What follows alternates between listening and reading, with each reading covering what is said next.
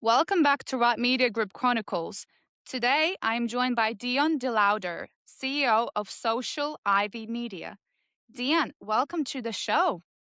Hey, thanks for having me. Good to So, be here. you have been doing this for almost 2 decades. The internet was a very different place 20 years ago. How did you survive that long and adjust to the changing times of the digital world, pretty much, and marketing in and of itself? That's a great question. I was in marketing. I'm a serial entrepreneur, so I owned some different marketing companies prior to the internet really being like the phenomenon and the mainstay that it is right now. So we're talking digital media, print media, flyers, magazines, live events, things like that. So I had a few businesses that I had grown and developed successfully. As the internet boom kind of was taking off, we learned to leverage those strategies and techniques. I always say we did it the hard way. There weren't all these courses and all this. There wasn't AI and all this stuff to tell you what to do. So we bumped around in the night a little bit, knocked our heads against the wall, spent hundreds of thousands of dollars of our own money, years of our life to learn. What we do on the digital side through the other businesses, and just leveraging that knowledge and that technique on some strategies and staying on top of it, because always strategies are always changing. There's new things always popping up. The new shiny widget always pops up out of nowhere, so you have to investigate, do your due diligence. Is it worth some extra energy? But essentially, we just kind of were born. To answer the question, just being as a business owner in the marketing space, we learned early on to start leveraging internet digital marketing strategies and things. And there was a pivot point in my life about 15 years ago where we switched over to the agency and started utilizing all the stuff that we learned on our own in our own businesses to help other businesses grow and succeed and save them a lot of money, a lot of time off their life. That's for sure. Would you say the fundamentals of marketing is still pretty relevant? It's just applying it to like the digital landscape, pretty much. The goal is always the same, doesn't change, just what tools you use to accomplish those goals, right? Advertising is about attention.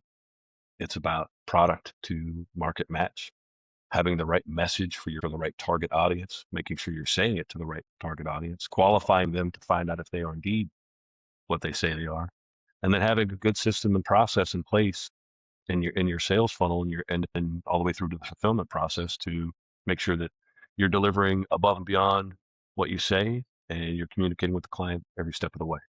So that's the goal. It's just there's always going to be a new platform or technology that's going to help you accomplish those goals, but the goals never change. Yeah. What I thought was very interesting when we chatted before, Dion, was the fact that you live and breathe the marketing, because you mentioned about having your own business. I'm pretty sure it was in the martial arts space. So Yeah. I think that's how you can really sort of associate with other businesses because you know what it's like to have a business running on the side, right? Not so I thought that story was really interesting. But then your background led to a lot more different, diverse experience. So would you mind to dive into that as well? Yeah. Yeah. I could share a little bit of that.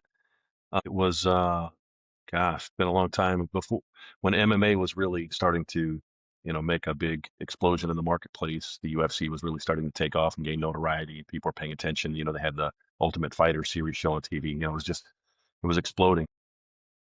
I've always been a martial artist my whole life. I've, been a practitioner. So I run in those circles a lot, and especially in the jujitsu circles before jujitsu was really, a big name or a big thing to talk about.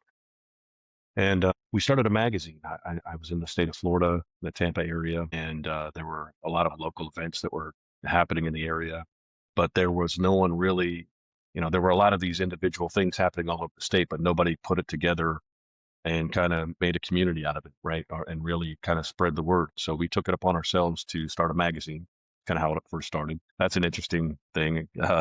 Those days are gone now. Print media is not really what it used to be, but we distributed it in all of the nutrition places, sports, fitness, healthcare, martial arts gyms, things like that. So we had very laser targeted distribution to our audience, which is critical. We weren't just putting them on like bus stops and just throwing them everywhere. We wanted to put them in the hands of people that were really going to read them and take advantage of it. And we printed 50,000 copies every month.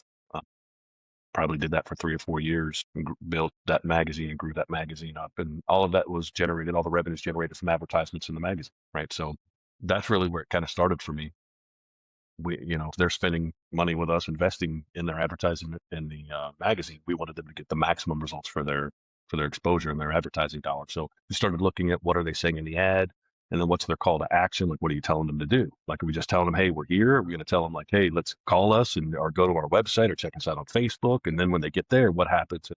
Like, we started to reverse engineer that process with them way in the early days, from a magazine standpoint, because we wanted them to get the best bang for their buck. From there, I got a guest spot on a radio show in Tampa, 98.7 FM, 98.7 FM, The Fan, Hooters Nation morning show. They brought me in as a guest host and started doing like a little 15-minute segment every morning just to kind of give the update on the industry, what's happening locally and things like that. It did well. And they asked if, I'd never been to broadcasting school or anything like that, just a natural. Just a natural. Yeah, I guess. And they said, hey, there's an opportunity for you if you wanted to do a 2-hour show on the weekend on Saturdays. Do you think you could fill that kind of a slot? I was like, give me the microphone, let's go. And so we leveraged that into that 2-hour weekly show, and then that parlayed into having a weekly show. We got that slot every day, 5 days a week, and so we were the first MMA talk radio on FM radio in the country. So that's one claim to fame. We won an award from the Florida MMA community presented by Dana White for having that honor. That opened up a lot of doors and a lot of opportunities. We met a lot of great people, got to interview. The magazine did too here locally, but the radio show really opened up a national platform and allowed us to connect with like top UFC fighters in the space. And, it's kind of an everybody knows everybody. It's a tight-knit community. So we started building our relationships and getting a lot of champions on the interviews with us, calling into a local radio station. So it was fun. It was exciting. I built that thing up, and that's built on the foundation of advertising. Selling, they allowed me to control because it was kind of a weird relationship. I didn't really have a contract with CBS. They just gave me the time, and I said, well, hey, I'll tell you what, because they wanted the content because it brought in good viewers. And I said, well, you don't have to pay me, but I want full control of my 2-hour slot advertising time. So I negotiated that. I was like, you don't have to pay me for my content. I don't want to be a CBS employee. I got too much stuff going on. I said, but give me my time slots for my advertising and let me sell that and do what I want with it at whatever rate I want and bundle it with some other stuff, because we were doing, I'll get into that in a second. We started the live events and we started to be able to bundle those kind of advertising packages together, which is the real fun happened. But so that deal worked out, and we started, bringing in local business owners that were like, the health shop or the yoga teacher or the people that do cryogenics or, just anything that was related to that fitness audience that wanted to get some good exposure. We would sell advertising space. We would do, in agreement in the studio, we'd do interviews and things like that. And that still really started to take off. And so generating a ton of revenue from that, one of the things that was really starting to take place were a lot of local amateur events. And I used to fight back before it was called MMA. It used to be called just Vale Tudo, which is Portuguese for no rules. Pretty much anything goes, essentially, is what that means. And so it was a lot different. That was when there were no weight classes and there weren't really true mixed martial artists. It was just like this guy took judo. This guy was like a boxer. This guy was just some bar brawl or whatever. You'd get in there and you'd fight, and then you'd fight again that night. And it was kind of the battle of attrition. Whoever won, you keep fighting. The guy that got beat up the less would pretty much win that. But so that was kind of, when I was doing it, and it started to evolve, when I started putting the events on all this around this time, it had really starting to come into its own where you really had to be a well-rounded mixed martial artist in order to be able to succeed. And so there were a lot of local events that were tapping into that, that notoriety that the UFC was bringing and the explosion that the whole market was really doing. They didn't come from that space. They weren't fighters. They weren't martial artists. They were just, sleazy businessmen that were coming in. Like, they weren't taking care of the fighters. They weren't they weren't really doing the audience justice. Overpriced tickets, just underproduced events. It was, So I said, well, if there's an opportunity, I teamed up with a local school owner from one of the Gracie Jiu-Jitsu schools out there, and we started putting on our own events in the Tampa Bay area. And we still hold the Florida Boxing Commission records for the first outdoor amateur mixed martial arts events that was held in the state of Florida. We did that in Tampa. Yeah. I mean, and now you work with a very different niche. So I'm sort of wondering, what was the journey that happened? And if you mind telling to the audience who you're working with nowadays. Yeah, I'll taper that because it's a long journey. I feel like I've lived 100 lifetimes, Well, that's good, It is Yeah, great. we started doing some events, and then the real cool thing was at that time I had the magazine, the radio show, and the live events going. So we were able to put some really interesting presence and advertising packages together that gave them a kind of a full spectrum in print, on radio, and live at the events. They could set up booths, they could put stickers in the cage. Like we did. It was doing great. I probably, if I would have stuck with that, I probably would have ended up selling that business off to the UFC for, because they bought up a lot of the smaller um, um, leagues around that time. But as luck would have it, that wasn't the case for me. I went through a divorce, two young kids, with my wife of 10 years. It was, we're great friends now, but at the time, new divorces and change of household and plans and things. It was very challenging to say the least. I sold all the businesses. I just stopped. I lost my desire, my zeal for life. Really, like I took a year off to just lick my wounds and just cry like a little punk. You know what we do when we're heartbroken. And I did that, and it was hard. I took it really hard. But I had a great friend and mentor at the time that he was actually running a digital marketing agency at the time, doing a great job. He had a deal with Adobe Business Catalyst, and he had some good systems in place. And he said, "Listen," he said, "just come and hang out with me for a while at the office, man." He's like, he knows all the stuff I had been involved in. He was like, "Just I hate to see you like this. Just come hang out. I know there's some value that you could bring, and let's just see what happens. I just don't want you sitting around the house. Come hang out." So I ended up going there and helping him blow that company up to, we were, doing pretty well. I don't want to throw numbers out there, but it was, you know, and double-digit millions per year we were doing, and learned a lot of things from him. He's a bright guy, and just being in that digital marketing space and learning all of the things that I had already learned on my own businesses, and really getting, to see that side of it with what I knew. And we did that for about 3 years. Great company used to be called Biz Blueprint. And then the owner and I kind of went different directions. One of his close friends was doing a lot of masterminds. And so he wanted to get to the mastermind space. And he's got today one of the best masterminds that are going, all the top names in the marketing space are in it with him. And I took the agency idea and I ran with it. And we started Socializing Media, which is the name of our company. And we never looked back. From that point on, we've been, building, started out kind of websites was our core competency. Then obviously, when you build a website for a company, the next thing they go is, okay, this looks great. Now how do we get eyes it? So we started doing social media management. Then we picked up SEO. Then we picked up ads, and just now we're at a place where we can offer. We have full in-house systems, infrastructure, and processes that allow us to do anything and everything for a client. And I think I was talking to you. I'll segue this to one of the things I think really separates us from pretty much anybody else. Aside from, like I mentioned, the journey that I've been on, the knowledge, the way I've learned these things painfully, personally, and intimately with my own skin in the game. I didn't watch some YouTube video. I didn't take some $1,000 course. This is stuff I know very well, got scars, and, to learn from all these Of things. course.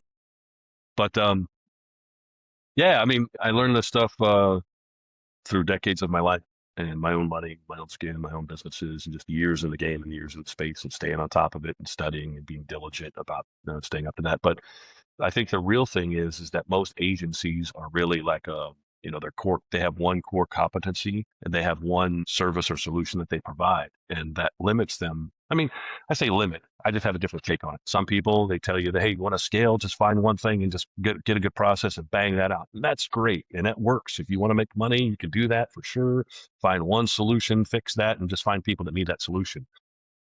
I've always felt like I've been more of like a consultant. So we take that consultative approach, and we try to do a great initial discovery with the client, look at really where they're at, like not just where you're at right now, but like where you're at in the phases. It's build, scale, build, grow, scale, right? You build the thing first, you got to grow that thing, and then you got to scale it from that point. So like, where are they really at in their business? And then what are they doing currently? And what really makes sense for them to get to the next level? Like, I understand that path and that journey very well. I've been down that road many, many times, and I've helped many thousands of businesses to get down that path. So, and then when we understand that, go, okay, here's the pain, here's the challenge that you're having, here's the roadblock that you're encountering, here's the system that you don't have in place, here's the, whatever that is, because we do everything. And I say everything. We do most of the core stuff. And there's a couple of fringe things that we don't do that we have great relationships, and we'll say, hey, like, these guys do that really good. This is who you should call, things like that. But most of the stuff like that core, fundamental, like most of the stuff that everybody's going to need. We've gotten really, really good at that. And so it allows us to have a different type of conversation where instead of all roads lead back to that one solution that we provide, where, you're trying to engage with a potential lead or prospect and you only offer SEO, it doesn't matter what they're telling you the problem is. They're like, oh, our secretary never comes in, but they're going to be like, you need SEO. Every problem is always going to have the Yeah. solution that they offer. Whereas with us, we can really like look at where they're at and give them, an honest answer of what's really going to move the needle for them, even if it doesn't include us in their solution. So that's what we give. Like, I'll tell you the truth, even if even if you don't need me, I want you to know that you don't need me, and I'll tell you who you need to know.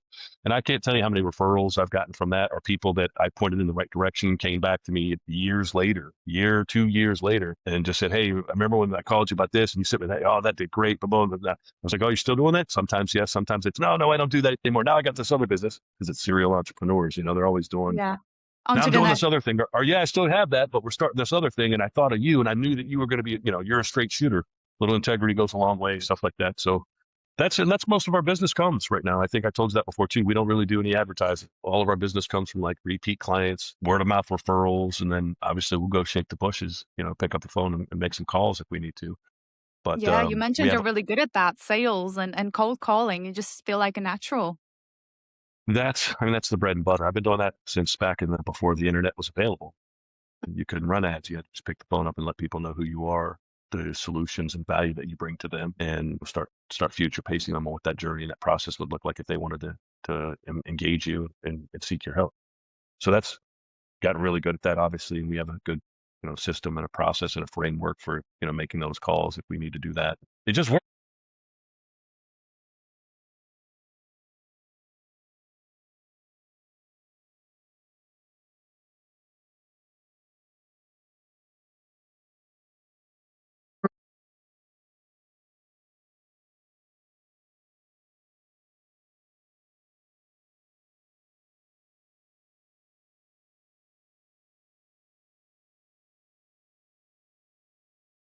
Who knows? And then you got to pack up, go back in your car and do it all over again. How many people can you really connect with? 5, 6 at best, especially if you're having really good consultations. It's like, there's got to be a better way. So we started making phone calls, and then it allows you to do a little pre-diligence before the call. You can get a quick snapshot of what they've got going on. You already have an idea of where you can potentially steer and pique some interest, and it just works.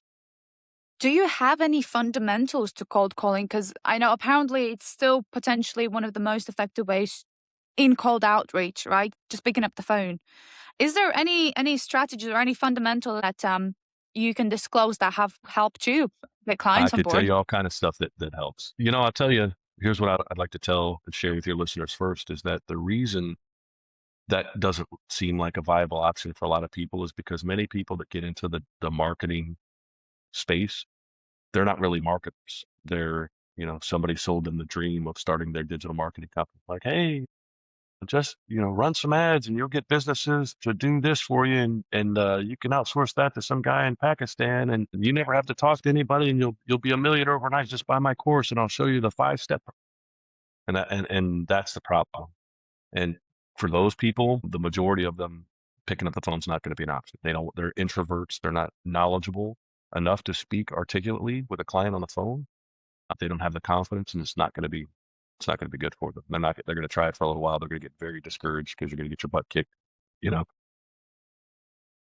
Yeah, it's not And for even for the somebody, weak-minded for sure. it is not for everybody. You have to be thick-skinned. You have to be able to. You have to understand that it's a numbers game, right? Like you call 100 people, if I just get 5 of them that are somewhat interested, 3 that are moderately interested, 1 or 2 that are very interested.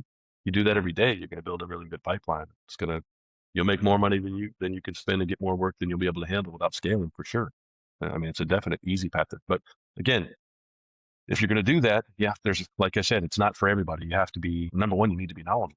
If you don't know what you're talking about, how can you have an intelligent conversation and convince somebody that you can actually help them if you can't even help yourself? If you don't, so Whereas the conviction, yeah. yeah, you got to be able to build trust. And a lot of that comes from just being able to communicate like I tell them, I give everything away on consultations. And sometimes I'll do it right on the sales call just to show them that like, I know what I'm talking about. I'm knowledgeable, which equates to, yes, I can help you.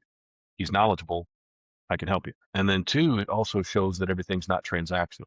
So we pride ourselves on being relationship based. Like I don't want to sell you widget X. I want to help you grow your business, whatever that means. So like I'm not here to sell you SEO. I'm here to grow your business. And let me tell you, here's 2, 3 things you can do based on what I see right now to go and make a big impact. You don't need me to do it. You can do it on your own, hire somebody else. I don't care. But if I were you, here's what I would do. I would do this. I would do that. I Yeah. would be doing this. You should be doing that. Why is that like that? I just start telling them and giving it to them. That's That's my pitch. amazing. That's That's my amazing because you've pitch. got so much value you can offer from all of the knowledge you've got and build over the years. You can just look at a website and be like, yeah, they need this, this, that, right? Yeah. And Well, I do. it's I look at great. everything. I look at their Google My Business. I'll look at their website. I'll look at their social media presence. I could do that in like 2, 3 minutes. Just give a quick snapshot. Are they active on social? Is it consistent? Is the message right? How many people are following them? Okay, Google My Business. Did they optimize that? Have they done this right? Are they utilizing that part of it? Are they running any ads? Social. Their website. Do they have? Is it busy? Is there a clear call to act? Yeah, 2, 3 minutes. I can look at that and I go, look, you're doing this, you need to do that, blah, blah, blah. So being knowledgeable allows me to do that. And then most people are afraid, like they want to keep everything so close to the chest, right? Keep their cards close to their chest because they don't want to tell them. They're afraid they're going to go do it by themselves. I tell them, here's what I would do. And if you want to go do it on your own, God bless you. Good luck. Right? Number one, it's a full-time job. And number two, if you're not an expert, you just might as well take your money out and light it on fire and throw it in the trash because that's what you're going to do. You're going to burn money. You're going to burn time. You're going to burn money, and you're going to be nowhere further than you are now. I can literally give you the blueprint. And I've said this many times. I will literally write down for you step by step what you need to go and do, and I'll give it to you for free. You know what's crazy, Dion? I wanna ask you. I don't think you have time to look at all these entrepreneurs and business and all these courses and anything like that. But what's crazy is all the fundamentals they talk about in business and how you can, offer value is exactly as you cover it. So did you just get to that idea naturally or you did? That came from lots of time on the phone. Absolutely. Because here's what I've learned. And this is why I know that's why I'm so confident about doing that. And it doesn't bother me. Like I have no reservations about it whatsoever because I've learned this painfully, personally, and intimately. If I give them just like what I was telling you, I could tell them, hey, I'll give you everything you need to know, write it down and give it to you. It's never going to happen. They're not going to do it. Number one, Yeah. they don't have the time, they don't have the bandwidth, and they don't have the knowledge to actually put the pieces together. It's like I could give you everything to do and hand it to you, but I can also, if you were trying to get a house built, right? You came to me as a builder and I go, hey, I'll drop all the material off at your front door with the blueprints, build it yourself. Are you going to take that? No, No, no. no, I don't. That's not my expertise. I don't want nothing to do with that. I'm not trying to become the house builder. I just want a house built. Mindset, solution. I want the solution. All that they want to know, really, when it comes down to it, to make the sale is that you know what that solution is and you can deliver. So once they Mm. understand that, and how do I make them come to that conclusion? I tell them, here's what I'll do. I would do this. I would do that. I would be doing this. You're not doing that right. Have you thought about doing that? You didn't? Okay, because we should probably look at that. What about that? All at the end of the day, it's so much easier. Why would you try to tackle that on your own, knowing because they know right away as soon as I start like hitting them with stuff, they know that they don't know what I know.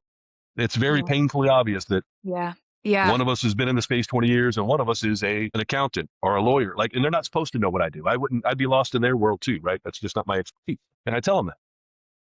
You hire people that are experts at what they do and leverage their knowledge and their time to get the result that and that's where we come in. We're that partner for you. We want to help you achieve this result.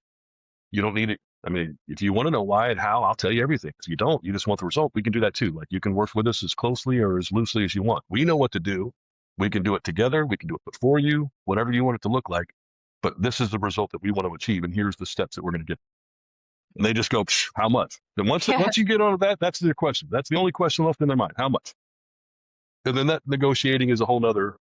That's like talking about sales. This sort of falls into the topic because you work with small to medium businesses. So when it comes to that small scale, have you ever come across pricing objections? And how do you Absolutely. handle them Depends on how effectively? small. Yeah, it really depends on, I mean, and most of that, because we don't ever seek people out. And if we do, we're not going after, we go after people that Mm. can afford us, and you can do that by just looking at what do they sell? What's the product that they sell and how much does that cost? And then you have an idea of what a sale means to them. What's the value of a sale to them? And once you understand that, that's where you can really get into like high level pricing for your, if I can bring you 5 clients and I know that each client has $1,000 total lifetime value to you, then that's a $50,000 per month pop. So if I charged you 15,000, something that's going to bring you 50,000 a month, It's a it's a no-brainer. no-brainer. So, and then when you get with, a lot of times the people that have the pricing objections, typically they come from referrals, right? It's like somebody that we're kicking butt for that's at like phase 3 in their business. Like we've already built them, grown, like they're humming ads and like automation and like we're high level stuff. They'll send me somebody, one of their friends that just started there, like, I've got this boutique or I've got this small business and I'm just trying to get started and blah, blah, blah. So then it's like, well, I know you do this and that. Well, they're at a different level and it's just getting them to understand like where they're at, where you're at, what you need versus what they need, fundamentals and foundation before you try to go put your foot on the gas pedal and that kind of thing. So just giving them the right expectation, I think, is really the understanding where they're at, the right perspective on here's where you're at, here's what really you need. Obviously you see them and you want to be where they're at, but understand here's the phases and steps it took for them to get there. We're not quite there yet. Here's what we need to do. Here's what that looks like. And if you're not, if they, if they're not at that level, I'll happily, hey, I'm not really going to be able to help you, but here's what, if I were in your shoes, it's my favorite thing to say. If I were you, knowing what I know through all the stuff that I've done and all the people that I've helped, here's what I would do. I would do this. It's going to take you a little bit of time. It might not be perfect, but it'll be done. And you can check that off and you can move on. And that will get you here and here and here. And then at some point, you'll get to the place where you can, like, let's reconnect. And, so I try to give them the right path and trajectory and information. Sometimes it's sending to people that like, hey, that, you might want to use Fiverr for like, I don't care. I'll send people Fiverr. And it's not usually a great fit, but sometimes, in the early growing phase, you can, if you know what you're doing, someone guides you, you can get the right result to get you to where you want to be for the next Yeah. phase. And then typically That's those people amazing, come back Dion. to me. Yeah, you have an absolutely great mindset and a positive mindset, might I say, about everything, Like you say, you don't close everything close to your chest. You give it all out and they can go and implement if they want. And probably they have tried and they realize how complex it is and then they come back to you, right? I've had that happen a bunch of times as well. Yeah. Most of the time they just go, how much? And then there's people that are like, oh yeah, yeah, sure. They want to, the people that try to cut corners. And I've realized by being in this space that you're not going to be able, any business that's, you're trying to cut the corners, you're not going to be in business too long. You're not going to be successful because you really have to be passionate about what you do and you have to give above and beyond. Otherwise, you're going to get dominated by somebody that does. Going back to your sort of niche, I don't think we covered it. Do you have a niche that you serve with your services or are you more The general? butcher, the baker, the candlestick maker. We help every business. Every business, That's yeah? yeah. We don't niche down, and we don't not in the demographic that we target, nor in the services that we provide.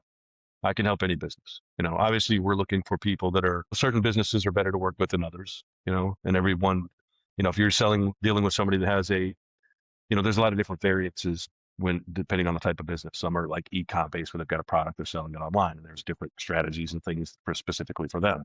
Others are more like appointment based, where you're booking appointments for barbers, beauticians, lawyers, tax accountants, things like that.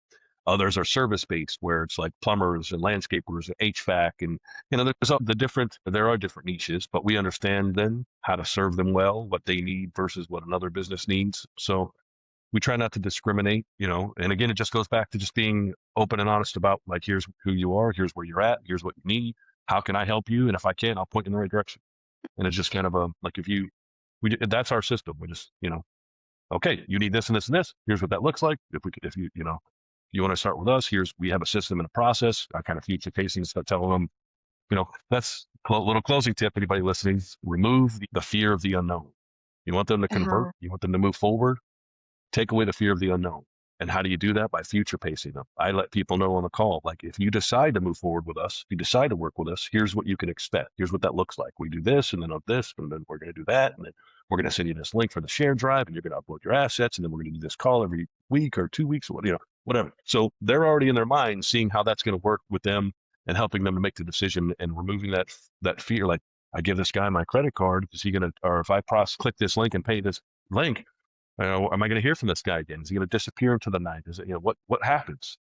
Now they don't know. So you got to Yeah. tell them, like, hey, you move with us, here's what's going to happen. We're going to do bank, bank, bank, bank, bank. And then I they go, mean, okay. for somebody to purchase a service from you or, apparently they need to know, like, and trust you. So how do you build trust with your clients? Is it when you give away the free value? That's how you're building the trust? Or is there any other methods out there? You took good notes on our last call. You took good notes on our last call. Yep. Yeah. I See told that? you I'm gonna pick your brain. That's what I'm doing. You're doing great. You did Thank great. The you. know, like, and trust. You're right. That's the thing. To get them to convert, they have to know you, like you, and trust you. And absolutely part of the explaining to them what we're going to do, ahead of time definitely helps build trust and hopefully it helps us, helps them to like us as well, because they can see that we're being transparent. Like we're not holding the plan back until some mysterious point in the future. I'm telling you right now, before you even pull the trigger, here's what that looks like.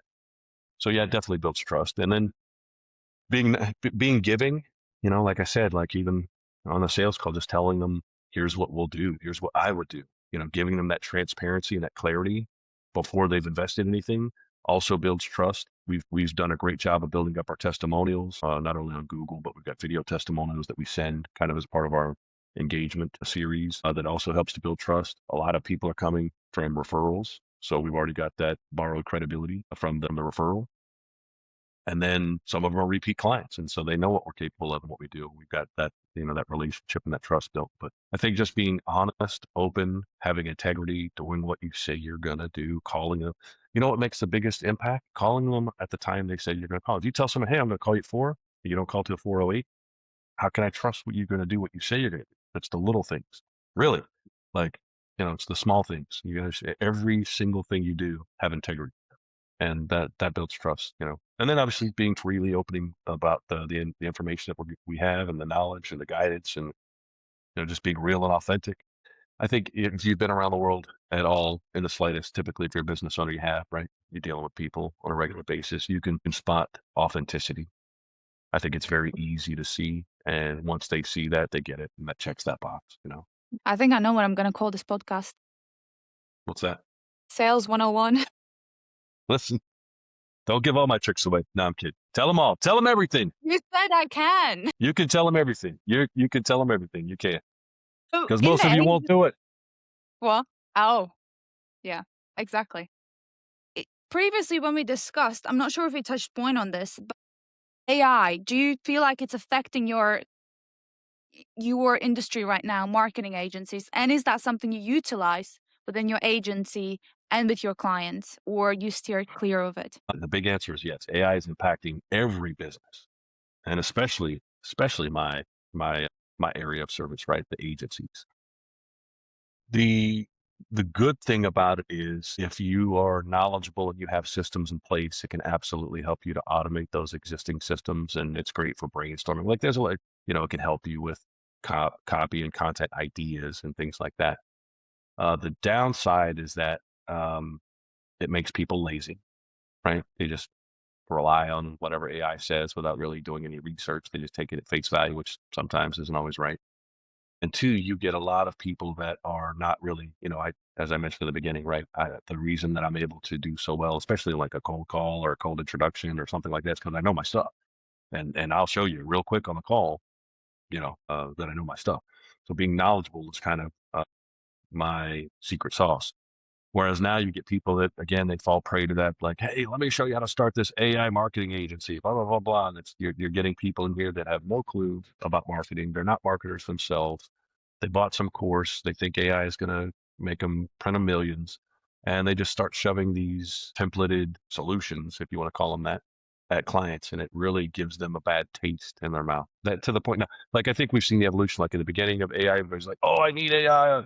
And then now I think you're getting to a place where a lot of the high level people, at least some of the newer businesses, smaller businesses, I should say, um, that haven't really experienced the leverage of AI yet, they're still kind of like, oh, I don't know.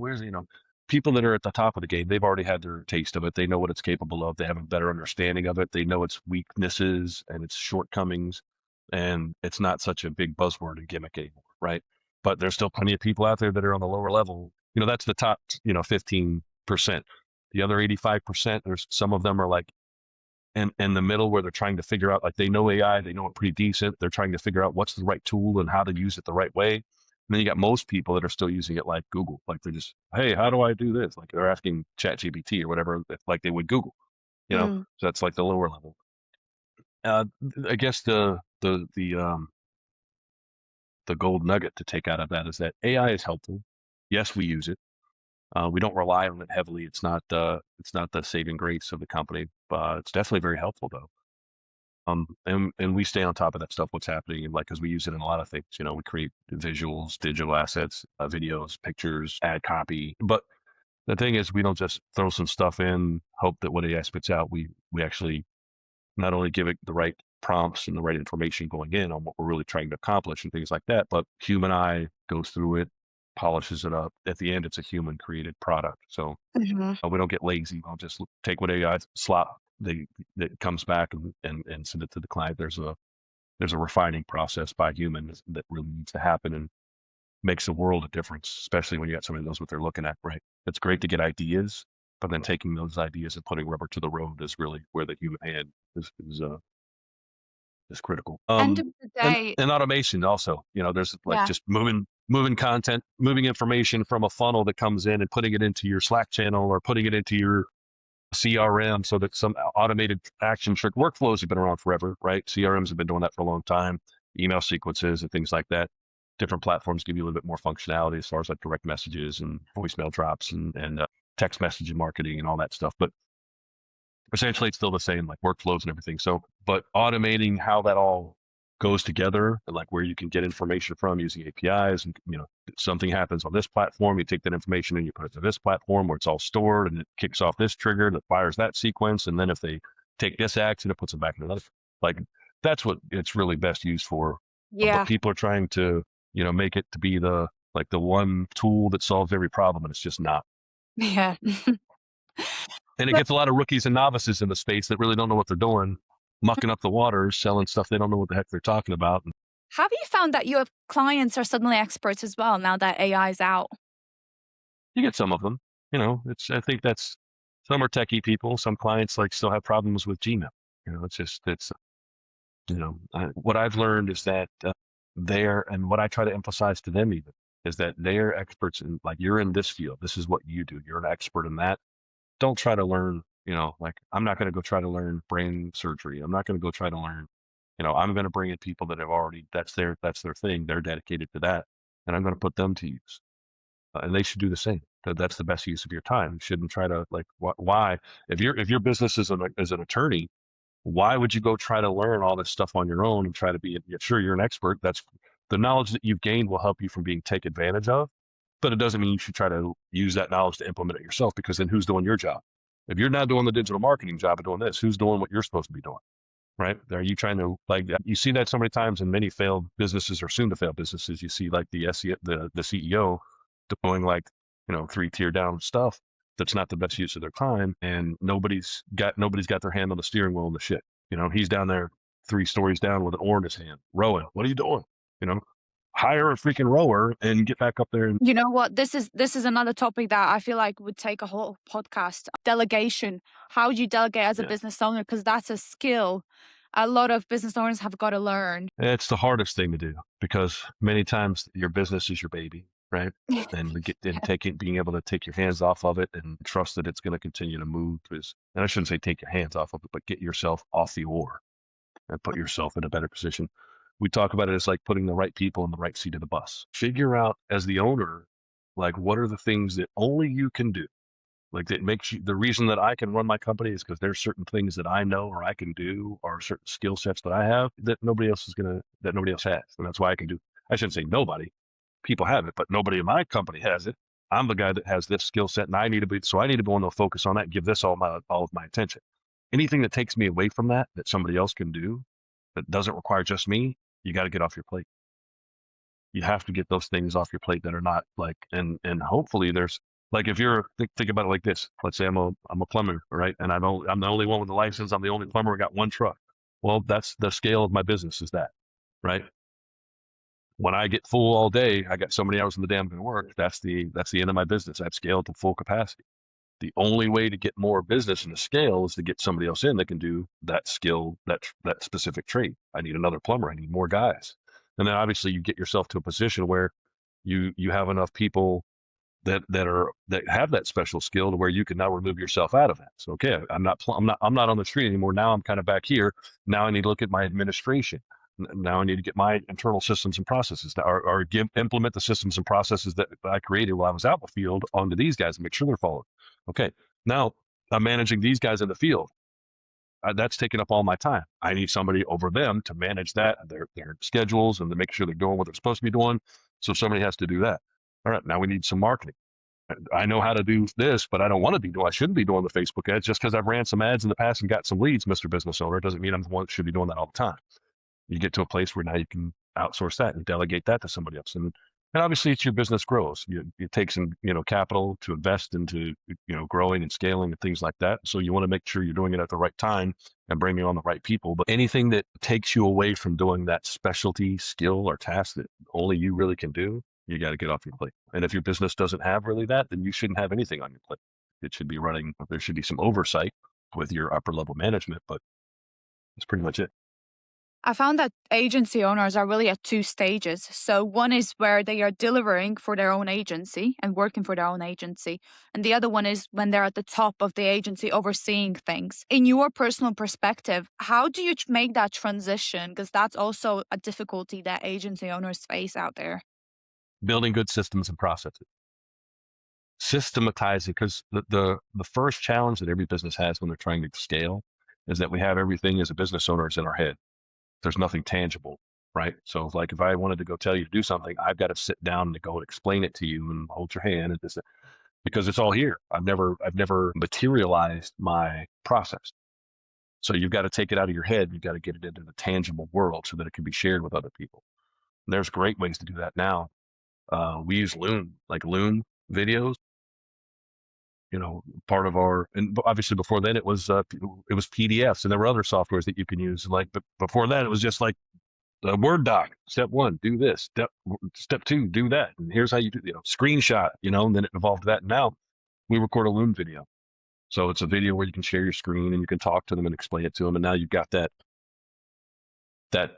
piece, that asset now on how this needs to happen in business. So you can share that with the person that you're working with now. If that person gets sick or quits or you fire them and you need to hire somebody else, hey, here's that, our operating procedure. Here's our system. Here's how you do that. So that's the first really part. That's the challenge, right? Getting out, really sitting down and go, okay, from, as an agency owner, how do I find new leads? How do I engage with them? What's that follow-up like? What's that conversion like? What's that fulfillment like? What's that, what's the next revenue trigger introduction? What's the next? So understanding that, getting that out of your mind, getting that into some platform that allows you to manage that data. And everybody's different. Everybody uses different things, Trello and Slack, and some people use whatever you like. I'm not going to quabble about that, but you have to get it out of your mind onto something. I use Loom and create little spreadsheets with videos based on every task, and you can search that spreadsheet and it'll take you to the right video. And, so that's what we do. But getting that stuff out of your head, getting it into the real world so that it can be scaled. If I'm going to hire somebody to do a job, they need to understand what that follow-up's like. And if you find yourself in a place where every time you've got to stop what you're doing, explain it to a new person, there's no, that's it's not one efficient. Step forward, 2 steps back now. Yeah, exactly. So getting your processes and systems out of your head, getting them into something. And then many times when you're doing that, you'll even see something for yourself. Like, man, why are we doing that? We should be doing this. This makes a lot more sense. Like you'll discover things and you'll improve just by going through it in your mind.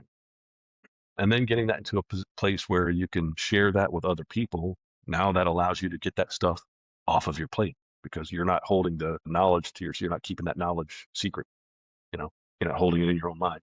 And then I'm guessing the next stage is hiring the right people, the right team that can execute on them, systems and processes. That's it. Once you've got the systems and processes in place, getting good, reliable team people with a good attitude, good work ethic, hiring is a whole nother skill. Yep. It's a whole nother challenge, actually. It is finding people. But mindset is everything. Like I could teach you how to do this. Most people you could teach the skill to, but you can't really change somebody's personality. I hate to say mindset. You can change their mindset, but you can't change their personality. Like if you're hiring for sales or customer service and they're just like an unpleasant disposition type of person, you know what I'm talking about. Somebody it's just never going to work. You're not going to change them. They're always going to have that. So that's not a good fit. That's not a good hire, or if you're trying to bring someone on for project management and they're not really like their inbox, like during a screen share, they show you what their desktop looks like and they've got 50 files and folders on their desktop. That's not someone to hire for project management, right? Like just finding the right skills and the right people with the right attitude. And that just takes time, unfortunately. And the best advice to something like that is also, we used to have a whole funnel for recruiting. Like because it's a whole nother job. It really is like recruiting. What position are we looking for? We got to run the ad? What's the ad? Is there do we have an ad template that we run, that we could change based on variations on certain things? What is that when people apply? Who gets that? Who makes that first point of contact? How do we connect them to an interview? Or do they need, do they need to send us a link? Like, what does that look like? And getting that process like drawn out and automated as well. It's another funnel. That's what we call it. Systems of process. We call it kind of like a funnel. Hiring and recruiting is another funnel. So, because you're going to do anything you're doing repetitiously, you should automate that, right? If you're hiring people, you're going to interview 20 people, 100 people, how many, right?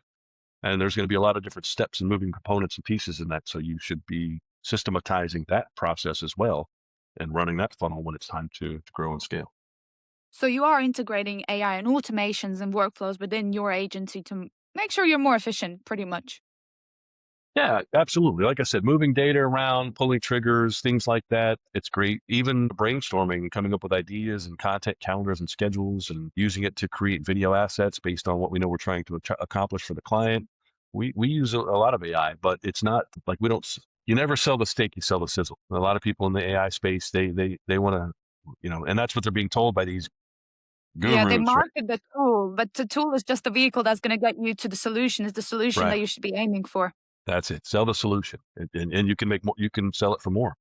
If I sell you this software that does blank, that's just a software in your mind. It just there's no intrinsic value. Whereas if you're buying a solution, here's the problem I'm going to help you solve. Here's what that problem is costing your business every month, and it only costs you this much to get rid of to make that much more money. Right? You sell the solution, and it opens the door for a lot of other things. Don't just hey, we're an AI agency. We're not an AI agency. Sure, we're an agency that sure we use AI, but like that's not our claim to fame. And we seem to be in this sort of AI era where eventually business owners will have a bad sort of sour taste in their mouth from all the bad experience they've had with AI People at the agencies. top are already there.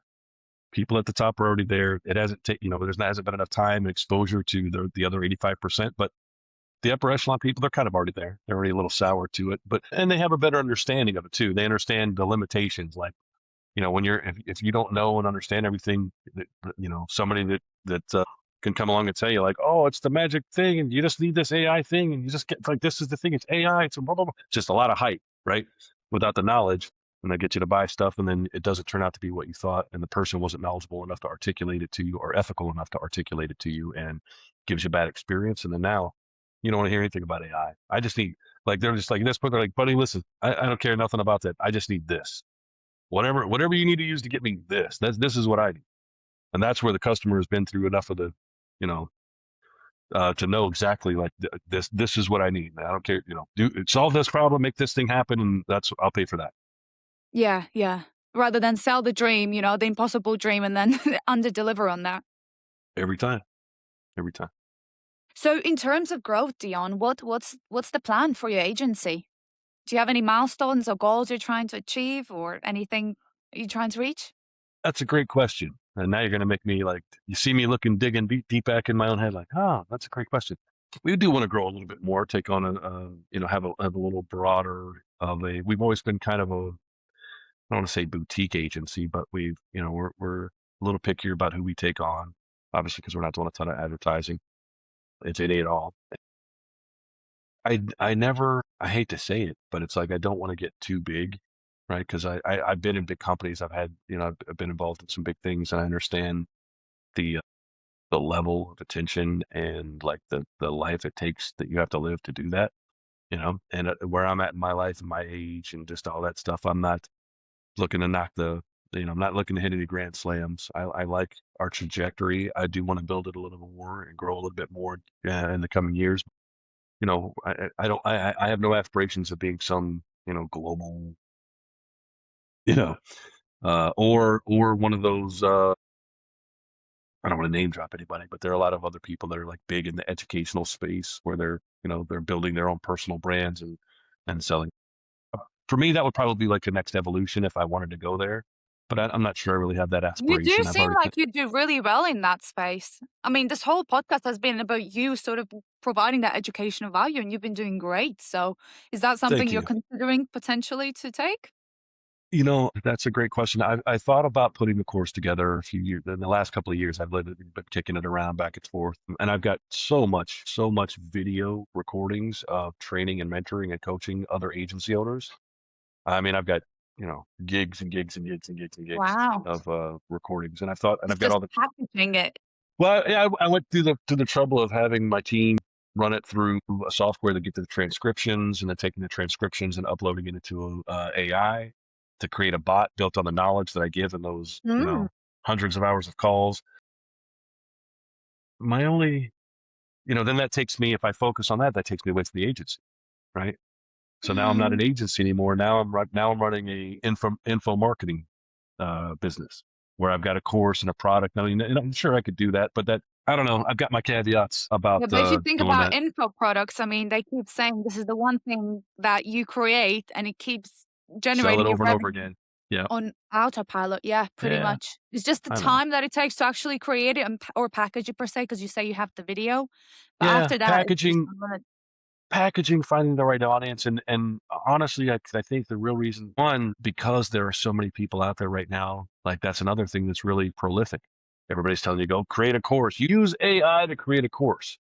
So I think there's so much noise in that space right now. I think it devalues the space, and it's when I say devalue, it's because someone like, here's my course for night. Like I'm going to give you all this crazy stuff for $9.90. I don't know what they're giving away, what AI slop they're giving to you, but it's nothing like I would. And the average client's not going to have, I could explain it to them, but I think there'd be a challenge in like getting them to understand like what the value real between what I would be giving them and something somebody else would be giving them. And then again, just taking the time, energy, and effort away from trying to grow the agency into growing this other vertical in my business.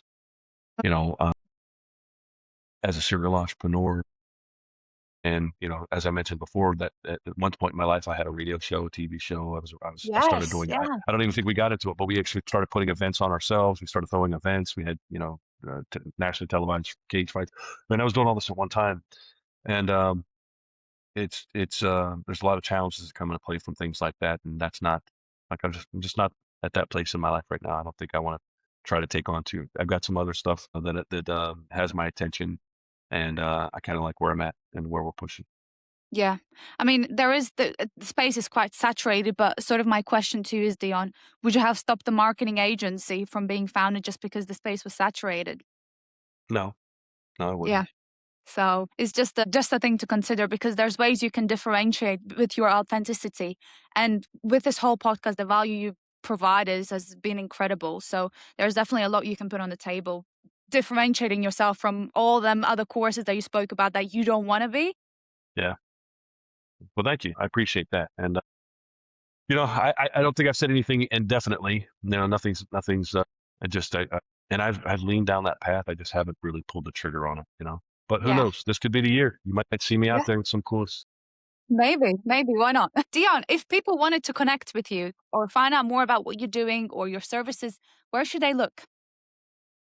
Two places I would refer you to. First of all, our website. Obviously, it's got all the information about what we do, a little bit about myself, but more importantly, how we can help a business grow, scale, automate solutions we provide, the level of quality, some testimonials. It's socialivvymedia.com. So it's social, SOCIALIVY media.com. There's a button at the top where you can click /start. So go to the start button at the top. That's a little intake form. You can fill that information out. Gives us a little snapshot of what you got going on. When you send that information, it takes you right over to my calendar. It'll let you book a call with myself or one of the advisors from the team. And that's where we kind of give the gold away on those calls, where we'll spend a little time based on the information you provided, do our due diligence, have some actionable information and some real value to take away from that call, regardless if you decide to do anything with us or not. And then, on that call, we'll figure out if we're a good fit for each other. You just made me smile there. I love the future pacing technique you've done. It's something I'm going to take away for sure. Yeah, well, you saw I told him exactly what's gonna happen. Fill the form out. It's Yeah, gonna take you it is here. You so get this. important. It is so important. Absolutely. And then my direct calendar is callwithdion.com. You can go there anytime, book a call with me, and I'll give you a little bit of time to see what we got going on. Awesome. Thank you so much, Dion. And for anyone listening, all the links Dion mentioned will be dropped down below so you can easily find and connect with him. Thank you so much. It was Awesome. a pleasure. Hopefully, we gave some value away.